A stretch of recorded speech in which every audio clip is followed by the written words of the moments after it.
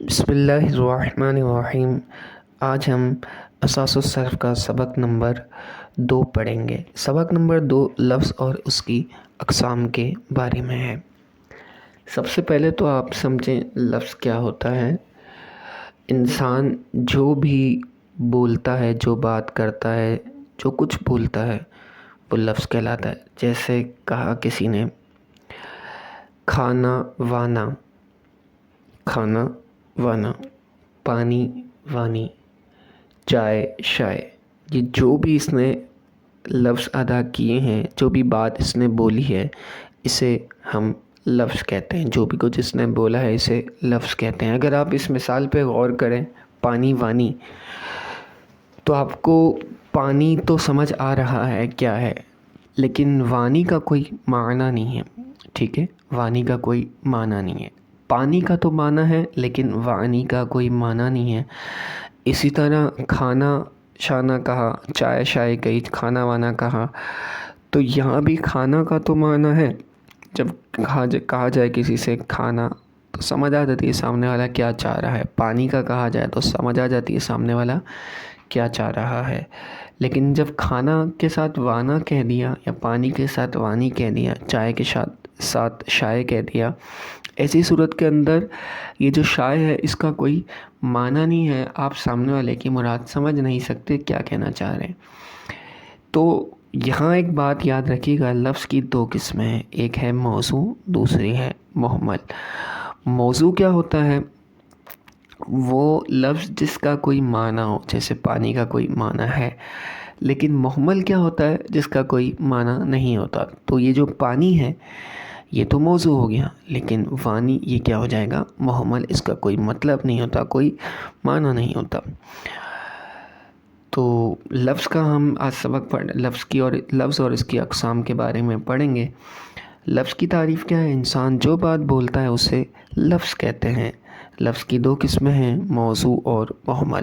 وہ لفظ جس کا کوئی معنی ہو، وہ لفظ جس کا کوئی معنی نہ ہو۔ اچھا، موضوع کی پھر 2 قسمیں انہوں نے مزید بیان کی ہیں، ایک ہے مفرد، دوسری ہے مرکب۔ مفرد کیا ہوتا ہے؟ وہ اکیلا لفظ جس کا کوئی معنی ہو، جس کا کوئی مطلب ہو، وہ کہلاتا ہے مفرد۔ اور مرکب کسے کہتے ہیں؟ جو 2 یا 2 سے زائد بامعنی الفاظ کا مجموعہ ہو، جیسے رب العالمین، تمام جہانوں کا رب، محمد رسول اللہ صلی اللہ تعالیٰ علیہ وآلہ وسلم، محمد صلی اللہ علیہ وسلم اللہ کے رسول ہیں۔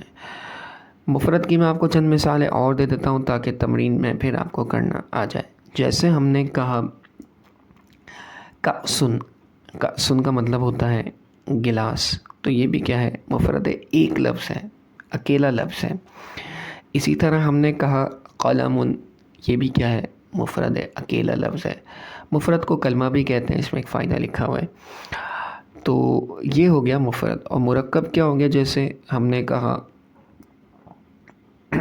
کتاب زیدن، زید کی کتاب، ماء النہری، جیسے کہ سمندر کا پانی، ماء النہری، نہر کا پانی، تو یہ ہو جائے گا آپ کا مرکب۔ اردو میں چائے شائے کے ساتھ، چائے کے ساتھ اردو میں جیسے چائے کے ساتھ وائے، پانی کے ساتھ وانی اور روٹی کے ساتھ ووٹی بولا جاتا ہے، ان میں وائے، وانی اور روٹی محمل اور بے معنی ہیں۔ آئیے ہم اب تمرین کی طرف آتے ہیں۔ اللہ احد یہ مرکب ہے۔ اگر صرف اللہ لکھا ہوتا تو یہ مفرد ہوتا، صرف احد لکھا ہوتا تو یہ مفرد ہوتا، لیکن 2 لفظ آ گئے، آپ نے تعریف پڑھی تھی۔ تعریف کیا تھی اس کی؟ جو 2 یا 2 سے زیادہ بامعنی الفاظ کا مجموعہ ہو۔ دیکھیں یہ 2 یا 2 سے زیادہ الفاظ ہیں، اللہ احد 2 الفاظ ہیں، تو یہ کیا ہو جائے گا؟ مرکب۔ جبل کہتے ہیں پہاڑ کو، اور جبل کیا ہے؟ مفرد ہے۔ صلاۃ الفجر، فجر کی نماز، 2 لفظ آ گئے، آپ دیکھ لیں، تو یہ کیا ہو جائے گا؟ مرکب ہو جائے گا۔ اور ثمر ہے مفرد، ایک لفظ ہے، ٹھیک ہے، ایک اکیلا لفظ جس کا کوئی معنی ہو، تو یہ مفرد ہے۔ مطر یہ بھی کیا ہے؟ مفرد ہے۔ رجل صالح یہ کیا ہے؟ مرکب ہے، 2 لفظ آ گئے۔ ماء یہ ایک لفظ ہے، مفرد ہے۔ جنت یہ ایک لفظ ہے، مفرد ہے۔ العلم نور یہ کتنے ہیں؟ 2 لفظ ہیں. شیئن ایک لفظ مفرد ہے. جمیل قلم جمیل یہ کیا ہے؟ مرکب ہے، 2 لفظ سے زائد ہیں. 2 لفظ ہیں، ایک سے زائد لفظ ہیں. ذہب حامد یہ بھی مرکب ہے. بیت کبیر یہ بھی مرکب ہے. غرفۃ النوم یہ بھی کیا ہے؟ مرکب ہے. رجل کیا ہے؟ مفرد. آپ نے یہاں پہ مرکبات اور مفردات الگ کرنے، مفردات اور مرکبات آپ نے اس میں سے الگ کرنے. کنز الایمانی، کنز جو ہے وہ ایک مفرد ہے اور ایمان الگ مفرد ہے، تو یہ دونوں جو ہے دیے ہوئے مرکبات ہیں. آپ نے مرکبات کو الگ کر کے مفردات کی صورت میں لکھنا ہے. اسی طرح کتاب زیدن کہ آپ بنا دیں گے کتابن اور زیدن، ہوا الگ کر دیں گے، مدرسن الگ کر دیں گے، المسجد الگ کر دیں گے، الکبیر الگ کر دیں گے.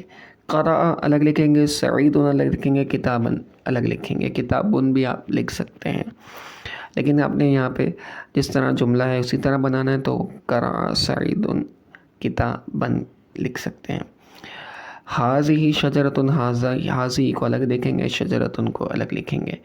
جرس المدرستی، جرس المدرستی، جرس کو الگ لکھیں گے، مدرسہ کو الگ لکھیں گے. الثوب الابید، ثوب کو الگ، ابید کو الگ لکھیں گے. الملح الاسود، مل کو الگ، اسود کو الگ لکھیں گے. لون القمیص، لون کو الگ لکھیں گے، قمیص کو الگ لکھیں گے. دخل علی، دخل الگ لکھیں گے، علی الگ لکھیں گے.